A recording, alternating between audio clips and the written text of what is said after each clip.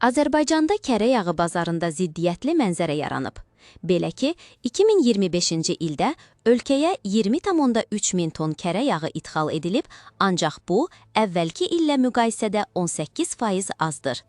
Buna baxmayaraq, ümumi dəyər 4% artaraq 145,3 milyon dollara çatıb. Yəni, bazara daha az məhsul daxil olsa da, daha çox vəsait xərclənib. Beləliklə, həm ixal həcmi, həm də yerli istehsal azalır, ancaq qiymətlər artır. Kərə yağı bazarında müşahidə edilən bu vəziyyətin əsas səbəbi nədir?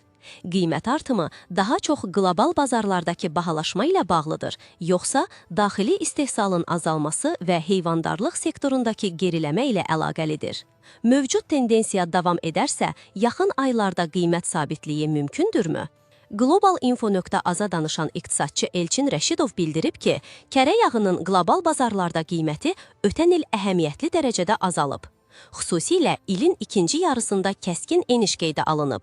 Bu tendensiya cari ildə də davam edir. Proqnozlara görə ilin sonunadək qiymətlər aşağı səviyyədə qalacaq. Hazırda qlobal bazarda kərə yağının qiyməti ötən ilin eyni dövrü ilə müqayisədə təxminən 1,6-1,7 dəfə azalıb.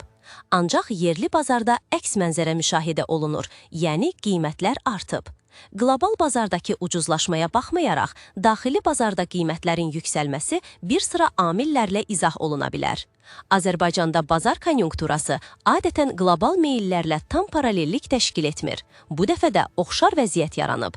İqtisadçı qeyd edib ki, qiymət artımına inflyasiya təsiri, daxili təklif və tələbin xüsusiyyətləri, eləcə də istehlak strukturundakı dəyişikliklər təsir göstərir. Kərə yağı qiymətlərinin bahalaşması istehlakın azalmasına səbəb olub. Nəticədə satış həcmi və ixal göstəriciləri də azalıb. Beləliklə, qlobal bazarda ucuzlaşma, daxili bazarda isə bahalaşma müşahidə olunur ki, bu da kərə yağı bazarında ziddiyyətli vəziyyət formalaşdırır.